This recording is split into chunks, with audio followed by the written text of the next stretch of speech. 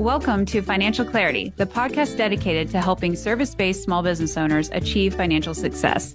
Join us as we demystify financial concepts, get practical tips from seasoned entrepreneurs, and discover strategies to increase profit and value. Hannah Smolinski here. I'm the host of the Financial Clarity podcast, where I connect successful entrepreneurs, financial experts, and leaders in the small business community. Past guests include Steve Kwan, a serial entrepreneur who's grown his international team to over 130 employees with a culture-first approach, and Natalie Ekdahl, a former management consultant who grew her coaching business through an award-winning podcast, BizChicks. Today's episode is brought to you by Clara CFO Group. Clara CFO is dedicated to providing financial clarity and profit-maximizing solutions to small businesses. The team at Clara CFO are seasoned accounting professionals with a heart for small business. We help growth-minded entrepreneurs thrive through fractional CFO services and financial education. To learn more about Clara CFO Group and how we can help your business, visit claracfo.com. I want to give a big thank you to Dr. Jeremy Wise of Rise 25 for introducing me to today's guest, Jason Swank. Jason, hi. Hey, thanks for having me. Yeah, Jeremy connected us because he had connected with you, I guess, a while ago, interviewed you on his Inspired Insider podcast. And Rise 25 is my podcast production company. And if you're interested in learning more about Rise 25 and their services, or you want to check out the podcast and the other podcast episodes with Jason, you can go to rise25.com. So as I mentioned, today's guest is Jason Swank. Jason, thank you so much for being on the podcast. Yeah, thanks for having me on. Thanks for being here. You said, hey, you can introduce yourself rather than me reading a scripted bio. So I would love for you to just give us a little bit of a background of who you are, what you do, and a little bit about your business. Yeah, it's always so embarrassing when other people read a bio that like a marketer wrote, right? And then you're just like, really? Like, let me just do it. Yeah. I've been married for 18 years. I have two boys, a 17 and a 13-year-old that drive me absolutely nuts.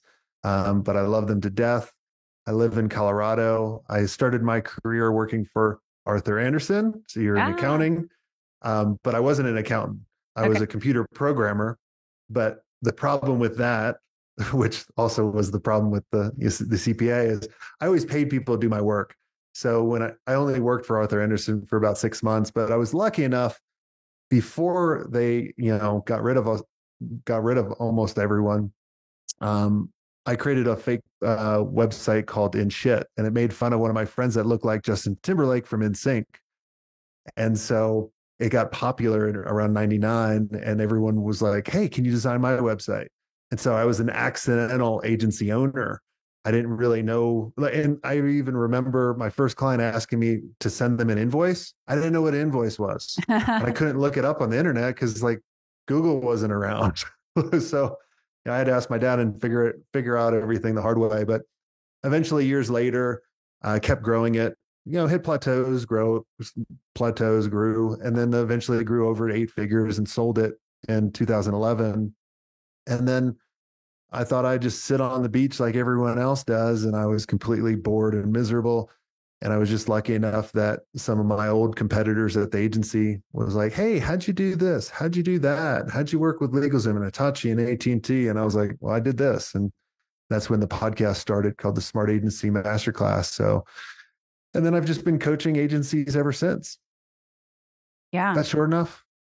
Well, I think I want to dig into it a little bit more because that made it a lot of history brushed over pretty quickly there. But when you were growing that first agency and you were kind of accidental entrepreneur, I guess is what it sort of sounds like. Mm-hmm. How were you doing that all by yourself? Did you have co-owners? Like, how did you kind of grow it to the place that it was? For 2 years, it was just myself. Mm-hmm. And we were small. I mean, we were doing like $500 websites, but being a 23-year-old kid, I was like, man, this is great. This is way better than working at the restaurant down the street or, shoveling whatever. And so I met my future business partner playing tennis. We were on a different league. I played in college. They did not. And so we quickly became friends, through that, even though I was kind of put in the wrong league. And we had a conference that we were going to go to, and he had someone that was going to sell, but we were too cheap to buy business cards for this guy. So we are like, let's just kind of merge together. We were both small, and that's kind of how we started. And like my original agency was called Swank Technologies, real original name, right? Mm-hmm. And then we kind of Sesame Streeted together. I always liked speed, so I came up with Velocity, and then Kirby actually was like a Star Trek nerd, an amazing person, and so he came up with Solar. So he put them together. There you go. I like it. And then you grew that business up until when it was sold with a business partner. Yep, we did. Yeah, nice. How did you get to a place of working with large clients like AT&T and Hitachi? Like, because that's not going from little $500 websites to enterprise level clients is not exactly a straight line, I'm sure. It was a couple different stages, right? Like when you're accidental and you're doing you create the business, you're taking on anything and everything, and most of your business is built by referrals, which just isn't scalable. And what happens, and what I saw happen, was I kept getting similar business but under, because no one ever hangs out with the people above, right? Like no one at Jack's haircut salon is going to refer me a connection to AT&T or Porsche. And so you kind of stepping your way up the ranks. And I remember I had this one prospect come to me one day and was like the biggest a-hole. And I didn't want to say no to them. We've all had these types of clients. And I basically said 20,000, because I thought he would be like, no way. And he said yes. I'm like, son of a bitch. Like, I was a piss that second. And then I'm like, wow, people will pay 20,000. So then the next conversation I had with someone, I said 40. I was just really trying to figure it out. And then literally we just started, like, because the internet was really kind of booming. We started the agency in Atlanta, and I literally started walking into these offices, and I just say, want a website? And I would just be like, who needs a website? And then I eventually got Honey Baked Ham.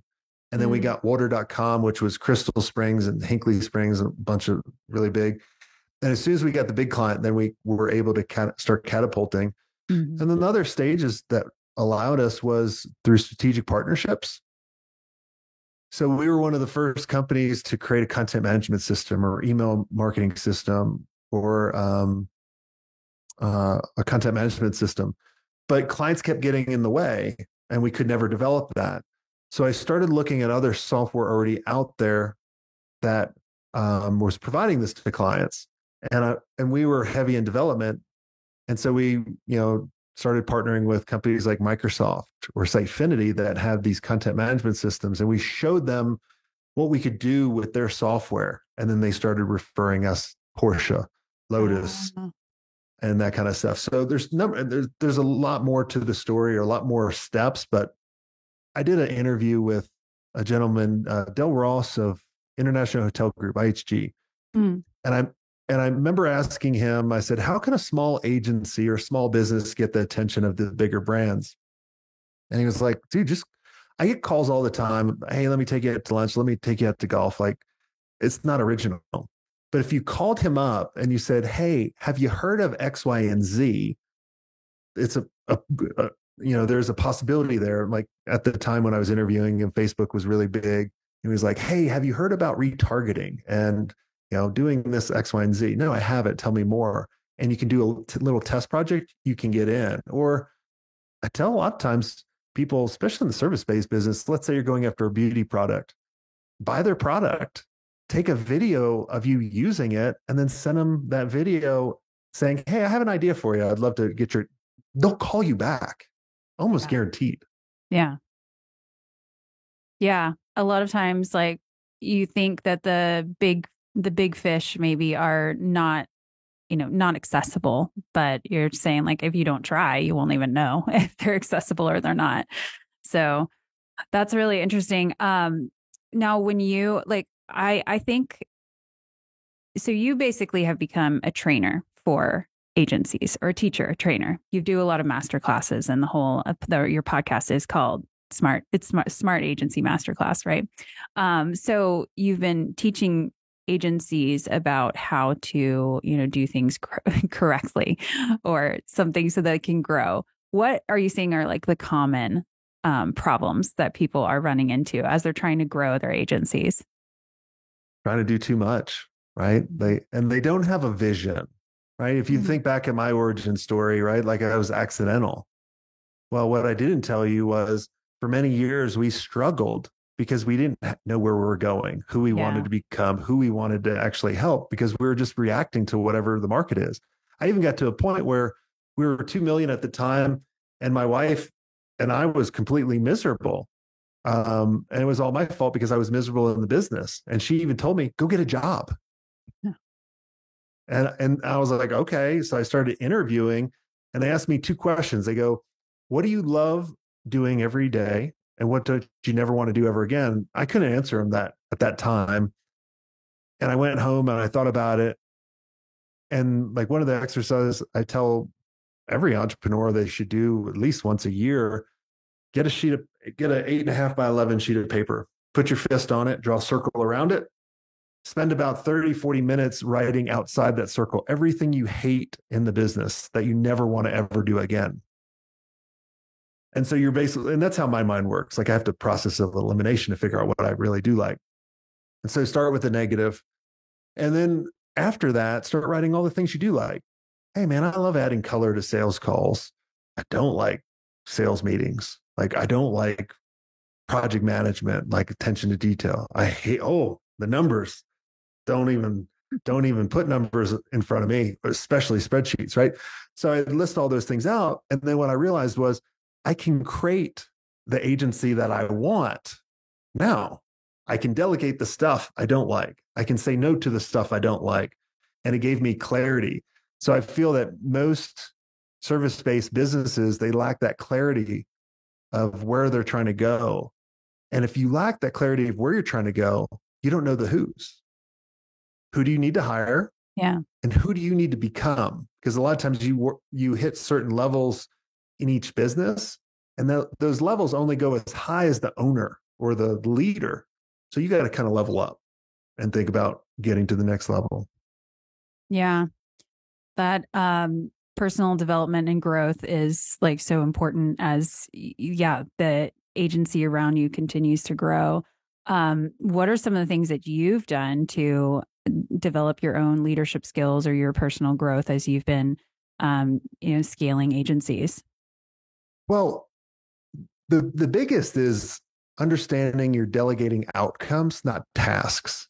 Mm-hmm. So when you hire people, you're hiring people to do the tasks that you don't want to do anymore, which is good, but bad, right? Because then they have to do it the same way that you did it. And it's probably not the right way. So if you can kind of hire the right person and then give them the freedom and going, look, here's where the boat's going. Like I always use the analogy, say I'm in a boat from New York and I don't tell anybody where I'm going. And there's 20 different people on my team in the boat. I'm driving, right? After about 10 hours, I'm like, I'm tired. Like I'm falling asleep. So I tell them, if the boat changes course, come get me. Well, if you ever in a boat, it changes course every second. So they wake you up every second. And then you're like, oh, you walk up to the wheelhouse and you correct the course. If I just told them where I was going, what the outcome is, they could either get off the boat or they can make the course correction. Because what your team is doing, what I realized was before I told them, this is the vision, this is where we're going, they were making a decision. If they made a decision, they were making a decision what's best for them, not the agency, because they didn't know what was best for the agency. Mm. Or I handcuffed them where they kept having to come up to me, ask me, what would you do? Well, and then I would solve it. So delegate the outcome, let them know where you're going, and then make sure you're hiring the people too. I think one of the biggest things too for us was understand your core values. What makes you tick? You're not trying to hire your twin. You're trying to hire people that believe in what you believe. So, like for example, our core values is being resourceful. I literally just hired a marketing person. And I was talking to my operations person a little while ago today. So it's really fresh in my head. Mm-hmm. So I'll give you the example of how good this hire was. We believe that the best, most workers for us are like moms, because they can delegate everything. And women are way better at attention to detail than men. Sorry, guys, but we all suck at the attention to detail. And Alex was telling Stacy, because Stacy was going, how did you find us? How did you know we had an open position? Did you find us on the website? She's like, no, I went through Hire Your Mom. And I'm like, well, but I posted it. Why didn't you go through me? He's like, well, I didn't want to pay for the service. So I kind of figured out, and I was resourceful on that. And that's our number one core value, is being resourceful, right? So you hire people based on what you believe. Like, we love sharing wins. We love sharing failures, right? We love having fun. We're not corporate, as you can kind of look. Like, if I wore a tie, it'd be to a funeral. And so you hire people for what you believe in, and it will be the most fun ride, and enjoy the journey too. Yeah. That hiring for values was kind of a game changer in my business, because I think it was definitely hiring for skill before. And then I realized, like, man, somebody could maybe do the job, but like, to have them be like a contributing team member, to have the flow and the understanding, and you kind of skip over some of the like having to explain maybe why you're doing something, because you're already kind of on a same value playing field, which is a huge time saver, and it makes work a lot more enjoyable. If they don't believe in what your team believes in, they're going to disrupt the whole organization. I remember I had this graphic artist come in one day, and his work was the most unbelievable work I've ever seen.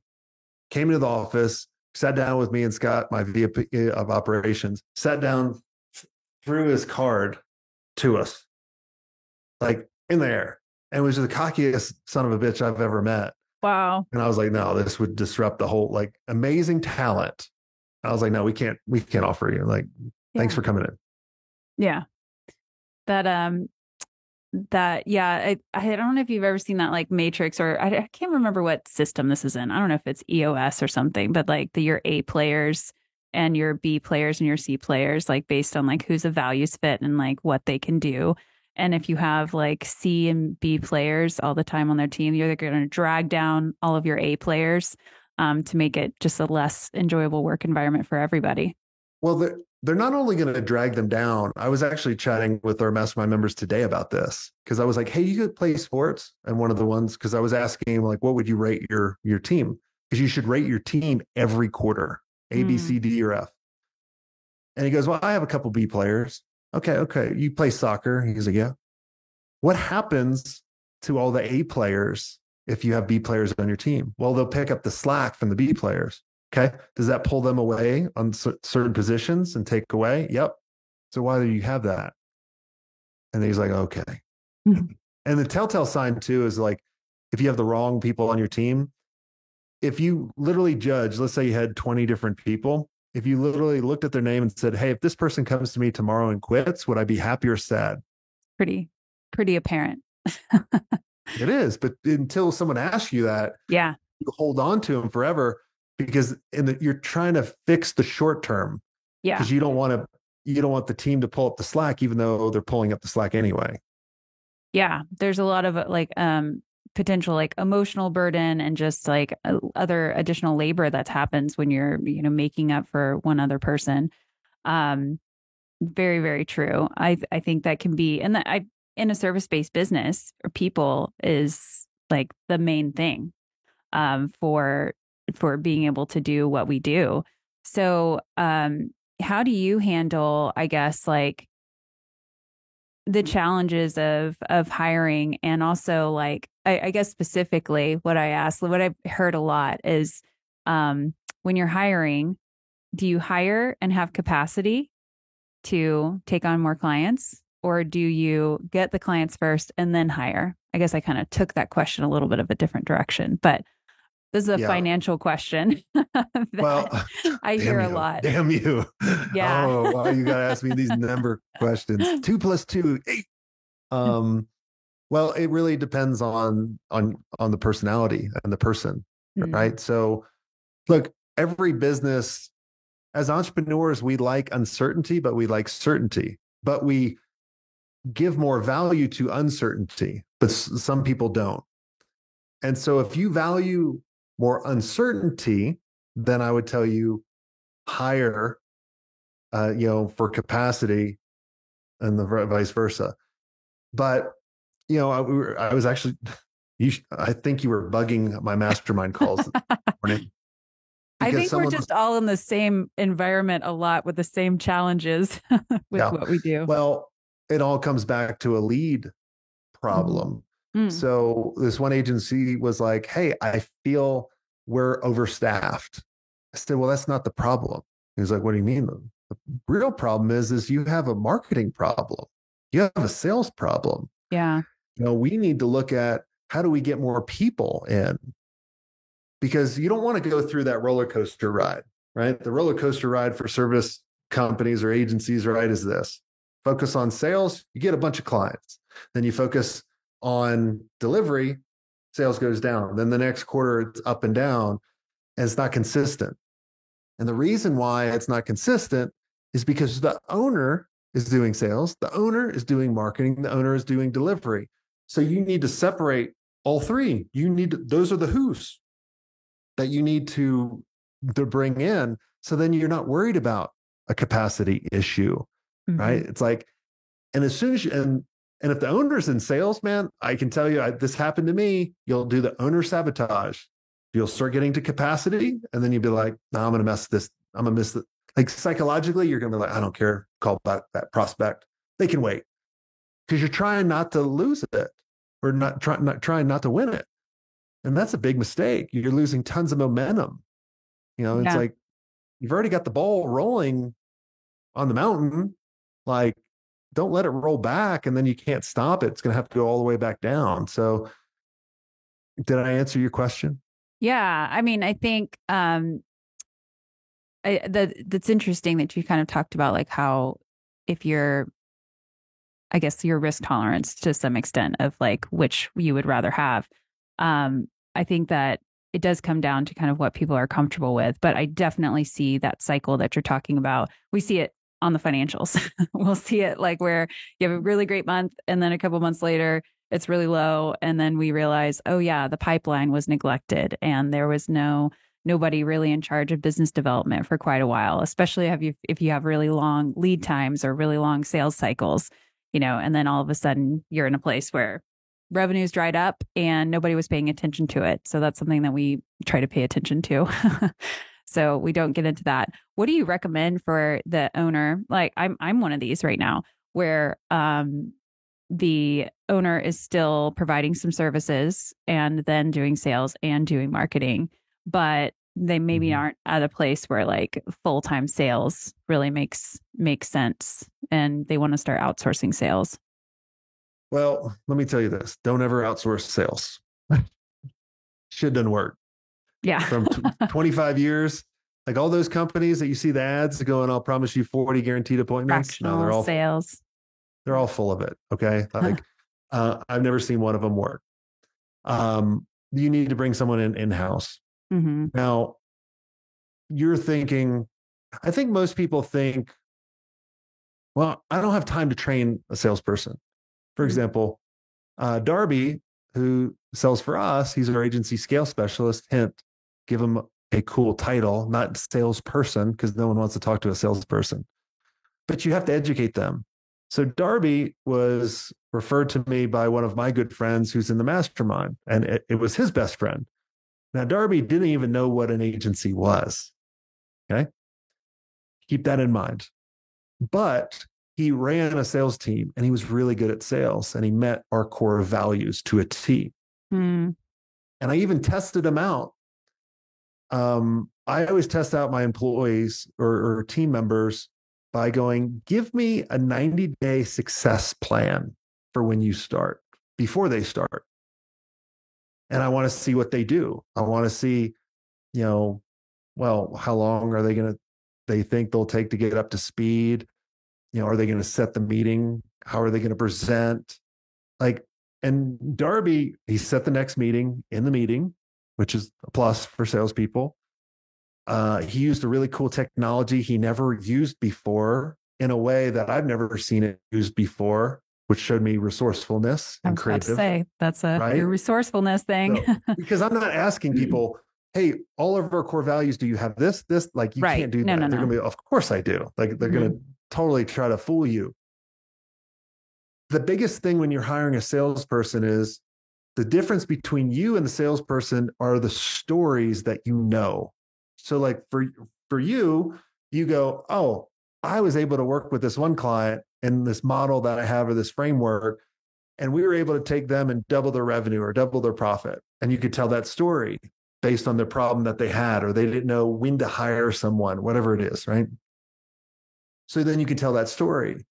So I already had a model that in my head. I had to put it on a piece of paper, and then I just told stories to Darby so then he could relate that back. So when he heard people going, hey, I struggle with lead generation for my agency. Cool. He had a story for that. Oh, I struggled with the clients always pulling me back into delivery. Cool. He had a story for that, and he can go after it. And then eventually he was able to create his own stories. In like 2 months, he was doing calls without me. It's been 3 years now. He's way better than me. So, for when I hear someone, I don't need a full-time salespeople. Yeah, you do. We don't know what they need to do, and that's fine. You don't need to know the how. If you find the right who and you give them the direction, they'll do it, and they'll make you look a lot better, right? Like, you're tapping our calls again. And Darby was even giving advice to one of the owners. He was like, well, Jason was doing all the strategy calls and selling. Think about like, if you went to a doctor and he did the valet, he opened your door, he got your form, and then started asking questions about your health, you'd be like, fucking cheap ass. Like, you lose credibility. Mm-hmm. So if you can kind of elevate and put a paywall before they get to you, you're going to be able to charge way more. They're going to value it more. Mm-hmm. Or when you come into the room, then you can add color. Like, one of the things I liked at the agency is I like the clothes. I just liked it because I'm very competitive, but I like to add color at the end.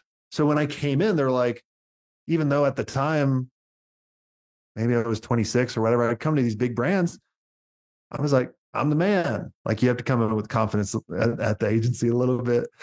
And then you'd be like, I'm adding color. Like, you needed to go do this. Like, I remember looking, the Coca-Cola executive was like, he was a fat white male, old guy. And we had a campaign for urban young market. He's like, I don't get it. I'm like, yeah, you're definitely not going to get it. Yeah. I was like, you're not the demographic we're going after here on this campaign, right? Like, you could stand up. And so, but if I did all the sales and all that, like, I wouldn't have that credibility. Does that make sense? Yeah. Mm-hmm. Yeah, that does make sense.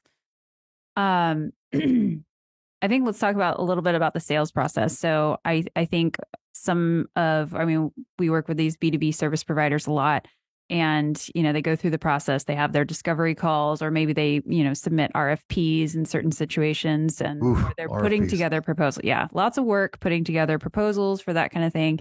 And, even if it's not RFP, it's just a traditional, discovery call, and then putting together a proposal and trying to sell some work. And then they'll get ghosted, or just come back and say, oh, it's out of budget or whatever. And they, it's a lot of time and energy and effort going into putting in proposals and doing the sales process and then having it not win. I know you have a lot of thoughts on the sales process. I'd love for you to share kind of some success stories on what could kind of help streamline that sales process a little more. Well, one of the things is qualifying the prospect. The other part, well, I'll tell you about the RFPs. You should never do RFPs unless you wrote the RFP. There's only two winners to every RFP, the one that wins it and the first one out. So, and I have a cool video. Maybe I'll try to find it, but it says like, what does RFP stand for? Request for punishment, real effing problem. Yeah. Right. Like it goes through all of them. It's pretty funny. But I don't think you should do RFPs unless you work for the government. If you work for the government. Yeah. We have some clients that have like public work that they're public clients. Then there's no choice. Yeah. But for the other companies doing it, there's ways around it. I like qualifying them first. So I'll tell you guys kind of the budget buster. It's gonna sound like the movie Anchorman. Yeah. When they're doing like the Sex Panther, it's like it works 60% of the time, all the time. But this does work 99% of the time, all the time. Better odds. Exactly, right? Like I'm going up rather than the 60. So what I found is most agencies only ask the budget 50% of the time. And then out of those 50% of the people that ask it, only about half of them actually get the budget. So that means 75% of agencies or service-based businesses don't know the budget going in. And then you spend all this time on a proposal, which is a waste. So I want to give you guys some ammo so you can figure this out. I have it two ways to figure it out. And it has to fit with your personality on this first one, or you can kind of skip it. If you're more of a dry person and don't like to mess with people, then I would suggest not doing it this way. But I'll say, hey, what is your budget? And then what happens a lot of times? They'll be like, I don't have a budget. Oh, cool. I love working with people that don't have a budget. So I don't have to worry about money and we can spend tons of things testing out. And then I shut up and I look at them and their faces are like, oh. I'm like, oh, so you do have a budget in mind.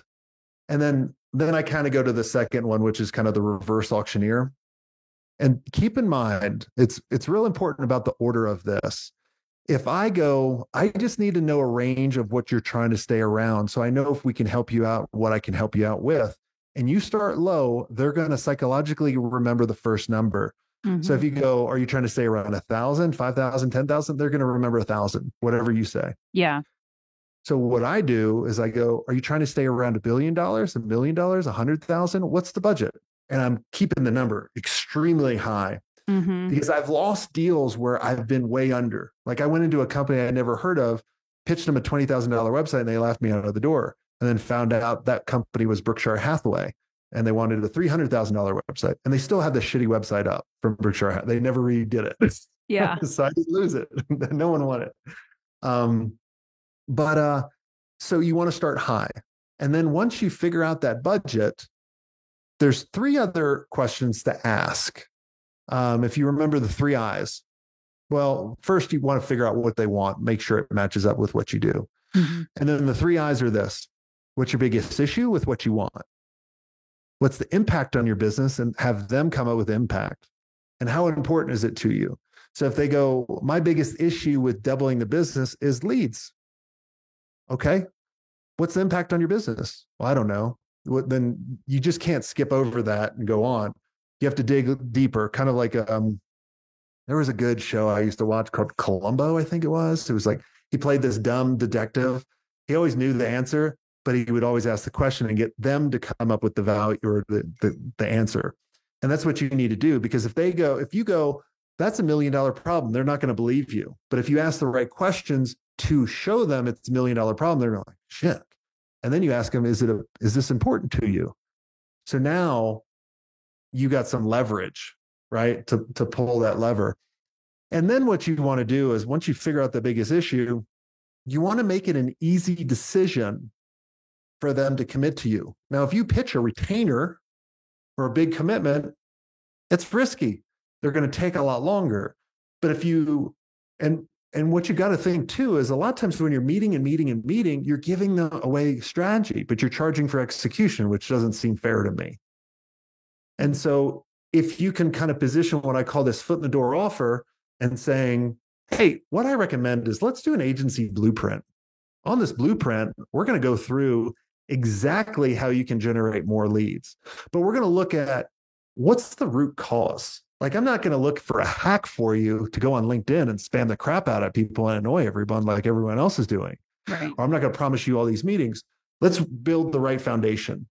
And so we're going to meet for about an hour or 2 hours, and we're going to do that. Now, I do charge for this, and I'm not trying to make money from this, but there's three possible outcomes. You'll love the plan, you'll go do it yourself. If that's the case, I wish you luck. Number two, you'll love the plan, which is the most common, and you want my help.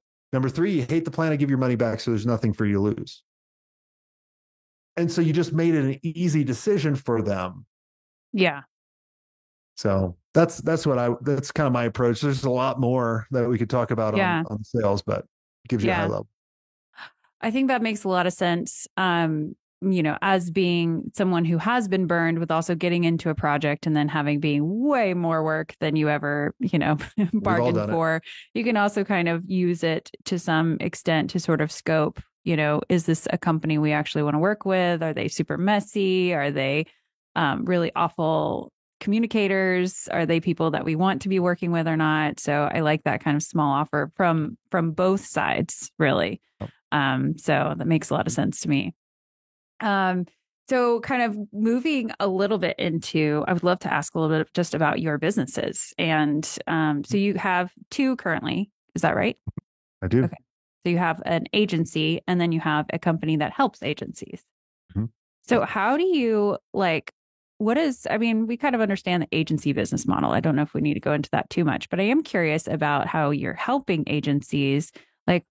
How do you make money in that business? What are your revenue models? What does your revenue model look like? It's pretty well. When I started, it was just one-on-one, which just isn't scalable. And it goes to my personality. I kind of get bored over time and I get frustrated when people don't do what I tell them to do because I know it's going to work.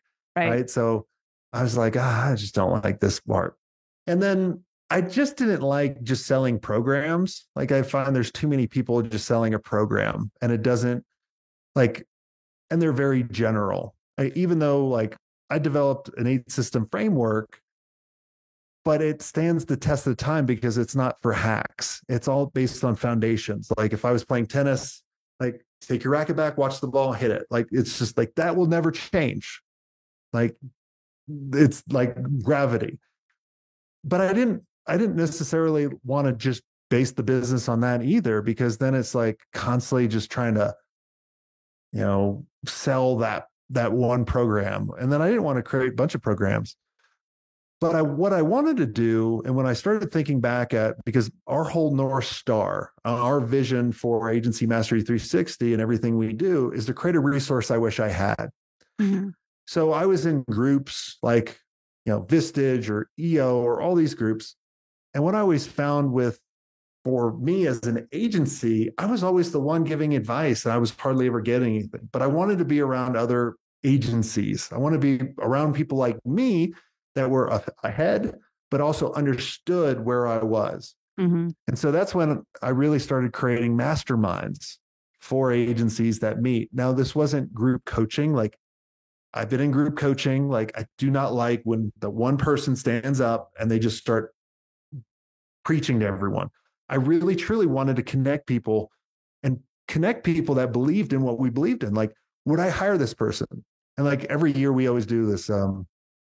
We used to do it at my house in Durango, where we create this digital agency experience. They come to the house for 2 days, and then we go off to the mountains. We hike the mountain, on the property, and then we go rent do fun stuff. So I always judged it. Who we put in this mastermind, would I want them in my house? Because they're going to come in my house. Right. And then by doing that, we were able to create a really amazing mastermind.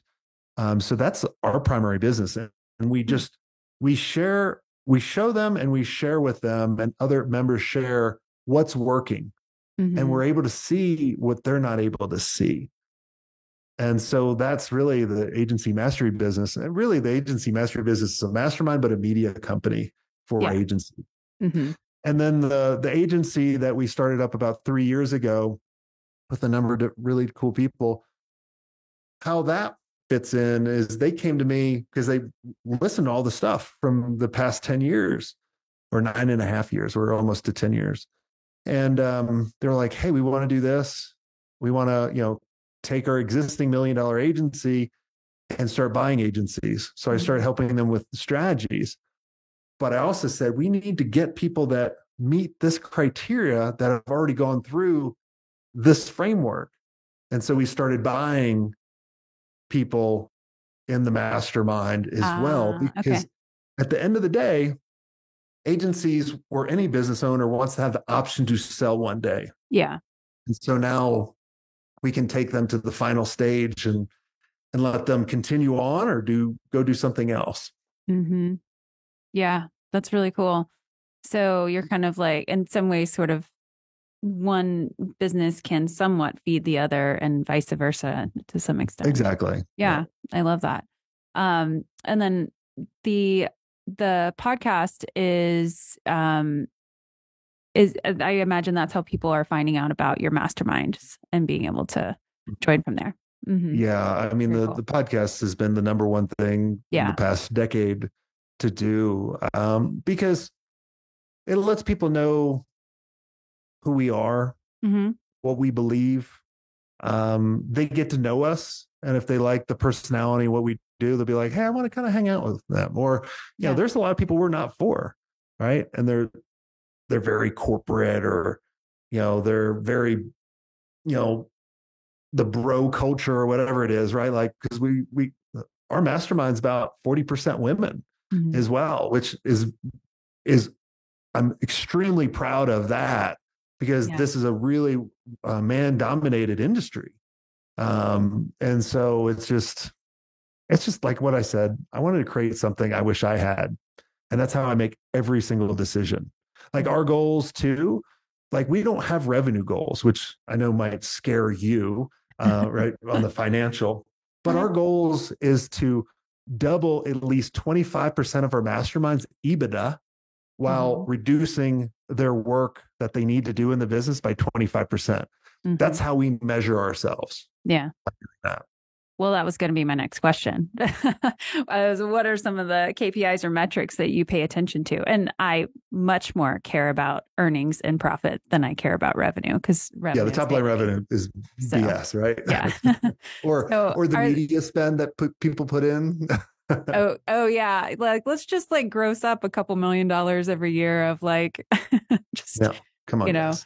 I see that all the time.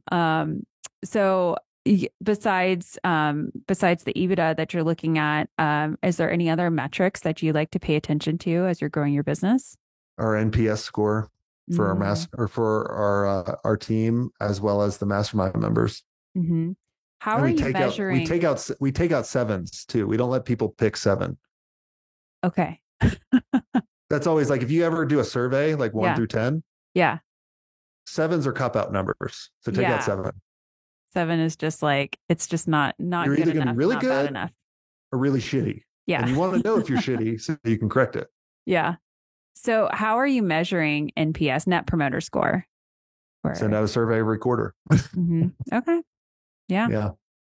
And that's just going out to everybody. And how often do you measure that? Every quarter. Oh, quarter. As soon as we get it. Yeah. Like we measure it then.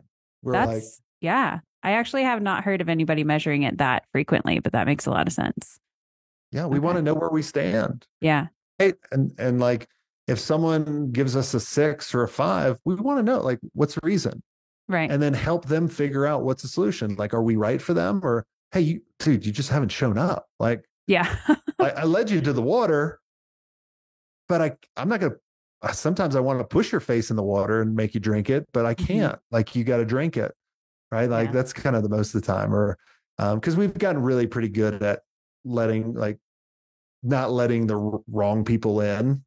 But occasionally that happens, but we'll get rid of them pretty quick. Yeah. Yeah. That becomes pretty apparent, I bet, in a smaller group. What have been some of the hardest financial challenges that you've had as you've been growing either the original business or your current businesses?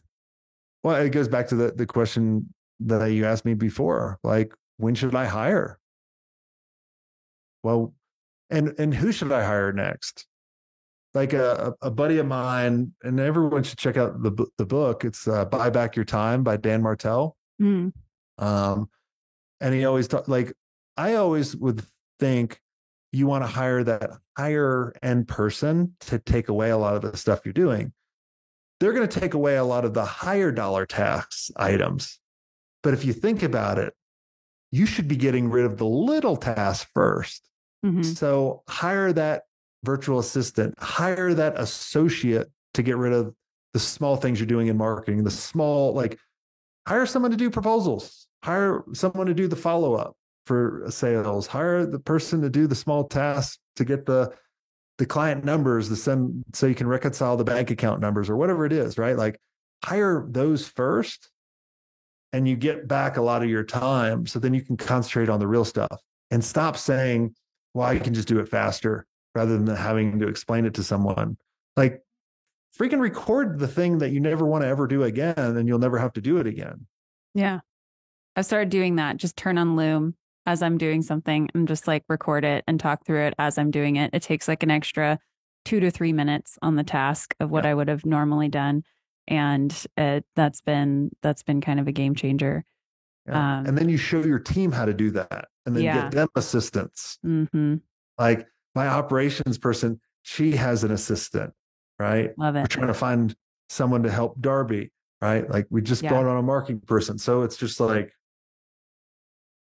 lead and show them how to lead. That's the biggest thing. Mm-hmm. That frees you up to do the higher level tasks, but also like to continue growing, because if you don't have any extra space, you can't continue the learning process. You're just going to be always just stuck doing the same thing over and over, and you're not learning and growing. And, that's going to be limiting ultimately. Is there anything that you wish you had invested in sooner in your company? Yeah. Well, this go around, I wish I invested in sales a lot faster. Mm-hmm. Hint, hint. So you should go do it. Then, I know. To do, putting it on my list. Go hire sales. And then in marketing as well. So for 9 years, I've been really kind of doing the marketing, and not well. Well, isn't that funny? Because you're like, I should be doing this because I'm a marketing person. I've always done the marketing. But there's different types of marketing. Yes. I always joke with, I've always hated social media ever since even Twitter came out in like 07 or 06 or whatever it was. It's like, I hate social media. I hated it because I didn't understand it. Mm-hmm. I didn't understand it, right? Because I never really kind of gave it time. And so here I've created a podcast every week for the past 9.5 years, but like I've hardly utilized social for it. It's a big, big mistake. But the best day to plant a tree is either 10 years ago or today. Mm-hmm. So, yeah, I like that. Well, I have one final question for you before I ask it. I want to point people to your website, and should I be pointing people to agencymastery360.com? Yep. The right one? You can go to agencymastery360.com. Check that out. If you guys want to dive more into the sales, just do agencymastery360.com/convert. And there's a 4-part video masterclass I put together for free that you guys can go check out. Okay. I like that. I will definitely be checking that out. So my last question is, do you have any mentors? And if so, do you have, what is one of their best pieces of advice you've gotten? Yeah, so I'm about to be a private pilot. And so one of my mentors has been helping me out with aviation, which I can tell you it's the most humbling thing I've ever done. And most rewarding, but also probably one of the most dangerous too. His thing is checklists. Like we think because we've been doing it so long, like for example, we always have pre-flight before we go around the plane, before we take off, because the best time to make sure everything's connected is while it's on the ground. Because once it's in the air, you will come down, but you want to come down in one piece. Right. And a lot of times people rush through. Like I've seen people at the airport land without a landing gear. They forgot to put the landing gear down. Or they were about to take off with the pulley on the front nose of the wheel. And the propeller was right over. I'm like, stop. It's because they haven't done their checklist, but they've done it for 30 years a certain way. and your mind tricks you. So think about with your business, how do I create these checklists and then remember the most important ones. Like we have to remember, being a pilot, we have to remember the first 3 steps in each emergency. You don't have to remember all of it, because what I do is I'll remember the first 3, and then the 4th one is normally go to the checklist. The first 3 is like, hey, I'm on fire, cut the power so there's no fuel going to the fire, or whatever it is, right? Or if I lose an engine, best glide. So you got to think of your business that way and have way more focus. It will take off, I promise. That's great. Well, Jason, anything else we need to know, or anywhere else you want to point somebody if they want to learn more about you? Check out the website. Check out the website, go to the podcast, check it out. And just remember, focus for an entrepreneur is everything, not multitasking. If you're multitasking, you're losing. So just remember, the focus to me is finish one commitment until success. And so pick the biggest impact item and just go do that. And you'll be good. Focus with checklists. I like it. Awesome. Well, thank you so much. I really appreciate your time today and for sharing all your wisdom. And just thank you. Thanks for having me. Thanks for listening to the Financial Clarity Podcast. Be sure to check out the show notes to learn more about today's episode and click subscribe on your favorite podcast app.